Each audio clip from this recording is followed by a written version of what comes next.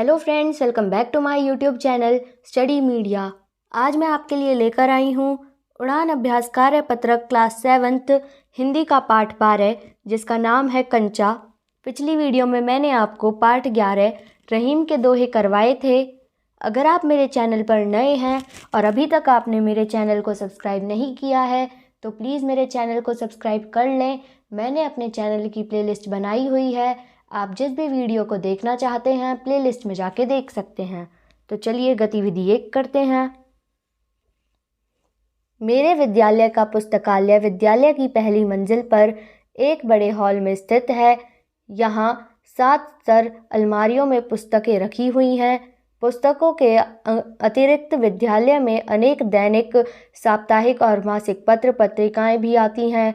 पुस्तकालय के बीचों बीच 3 बड़ी मेजें हैं। एक मेज हिंदी अंग्रेजी दैनिक समाचार पत्रों के लिए है, दूसरी साप्ताहिक, पाक्षिक तथा मासिक पत्र पत्रिकाओं के लिए है और तीसरी शिक्षकों के लिए है ताकि शिक्षकगण संदर्भ ग्रंथों का अध्ययन कर सकें। मेज के 3 और बेंच तथा कुर्सियां रखी हैं जिन पर बैठकर विद्यार्थी तथा अध्यापक सरलता से पुस्तकें का अध्ययन कर सकें। मेज के 3 और बेंच तथा कुर्सियां रखी हैं जिन पर बैठकर विद्यार्थी तथा अध्यापक सरलता से पुस्तकें तथा पत्र पत्रिकाएं पढ़ सकें। पुस्तकालय की बड़ी मेज के समीप एक साधारण मेज रखी है। यह पुस्तकालय कक्षा की मेज है। मेज के ओर एक कुर्सी रखी है। एक पुस्तकालय कक्ष के बैठने का स्थान है। कुर्सी के समीप एक रेखा रखा है जिसमें कुछ रजिस्टर रखे हैं।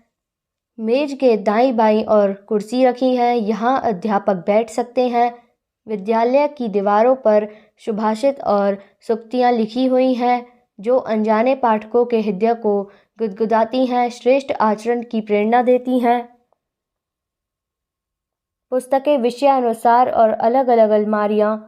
मेरे विद्यालय में पुस्तकें विषयानुसार और अलग अलग रखी गई हैं। अलमारियों में पुस्तकें विषय और विद्या के अनुसार रखी हुई हैं। प्राय प्रत्येक विभाग की पृथक अलमारी है। अलमारियों के कपाट शीशे के हैं। उन पर विषय या विद्या का नाम अंकित है, जैसे हिंदी अंग्रेजी भाषा की पुस्तकें, उपन्यास, कहानी, नाटक, एकांकी, कविता, निबंध आदि विद्याओं के विभक्त हैं। इसके अतिरिक्त अन्य पुस्तकें जैसे भौतिकी, रसायन, जीव विज्ञान, पूर्व शास्त्र, अर्थशास्त्र, भारतीय अर्थशास्त्र, वाणिज्य सिद्धांत, बुक कीपिंग, एडवांस अकाउंट्स, नागरिक शास्त्र, भारतीय नागरिक शास्त्र, गणित, ज्योमेट्री, ट्रिग्नोमेट्री आदि विषयों से विभक्त हैं। प्रत्येक पुस्तक पर विषय, क्रम, संख्या तथा पुस्तकालय की पुस्तक संख्या अंकित है। प्रत्येक पुस्तक में एक कार्ड रखा गया है जिसमें पुस्तक देने तथा वापस लौटाने की तिथि लिखी जाती है। विलंब से पुस्तक लौटाने वाले को अर्थदंड देना पड़ता है। एक विशिष्ट अलमारी कोश ग्रंथों की है। इसमें हिंदी हिंदी, अंग्रेजी हिंदी, हिंदी अंग्रेजी, उर्दू हिंदी के विभिन्न कोश हैं। साथ ही अनेक प्रकार के विज्ञान कोश, मुहावरे, लोकोक्तियाँ कोश, सूक्ति कोश, साहित्य कोश रखे हैं। विशिष्ट अध्ययन के लिए अंग्रेजी तथा हिंदी दोनों भाषाओं में विश्व कोश भी रखे हुए हैं। 3-4 अलमारियों के ऊपर रखी हैं दैनिक अखबारों की रद्दी तथा साप्ताहिक, मासिक पत्र पत्रिकाओं के पिछले अंक। इन पर प्राय धूल पड़ी रहती है। शांत वातावरण और छात्रों के लिए सुविधा। मेरे विद्यालय के पुस्तकालय का वातावरण बड़ा शांत है। पुस्तकालय में प्रवेश करने पर विद्यार्थी का हाथ तुरंत किसी पत्र पत्रिका अथवा पुस्तक पर उसी प्रकार जाता है जैसे कि बस में प्रवेश करने पर श्रद्धा से विभोर मानव देव प्रतिमा के सम्मुख नमस्कार कर जाता है। सप्ताह में एक दिन हमारी कक्षा का एक पीरियड पुस्तकालय का भी होता है। इस पीरियड में हम पिछले सप्ताह ली हुई पुस्तकें लौटाते हैं और कोई नई पुस्तक लेते हैं। पुस्तकालय से हमें विभिन्न विषयों और विद्याओं की पुस्तकें पढ़ने का अवसर मिलता है जिससे मेरे ज्ञान की वृद्धि होती है। कल्पना कीजिए आपको विद्यालय में 40 विद्यार्थियों की क्षमता वाले एक पुस्तकालय कक्ष का निर्माण करना है। विभिन्न अपेक्षित मद के सामने अनुमित व्यय राशि दी गई। पहला 40 कुर्सियाँ, मद अनुसार अनुमानित कुल खर्च 32,000। 4 बड़े मेज 40,000।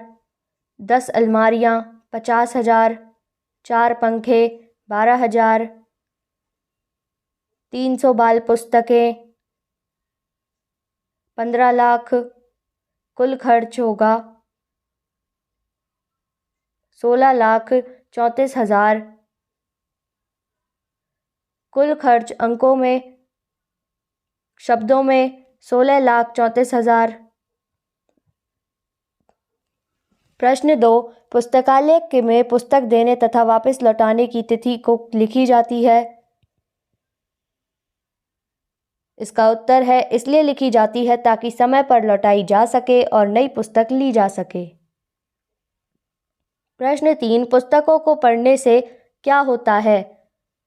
ऑप्शन ए समय व्यर्थ, ऑप्शन बी धन की हानि, ऑप्शन सी स्वास्थ्य की हानि, ऑप्शन डी ज्ञान में वृद्धि। इसका उत्तर है ऑप्शन डी ज्ञान में वृद्धि।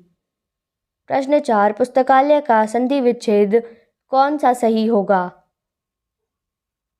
इसका आंसर है ऑप्शन सी पुस्तक प्लस आलय। तो यहाँ पे वीडियो ख़त्म होती है। अगली वीडियो में मैं आपको पार्ट 13 एक तिनका करवाऊँगी। ये वीडियो आपको कैसी लगी मुझे कमेंट करके ज़रूर बताएं। वीडियो को लाइक करें, शेयर करें और चैनल को सब्सक्राइब करना ना भूलें। Thank you.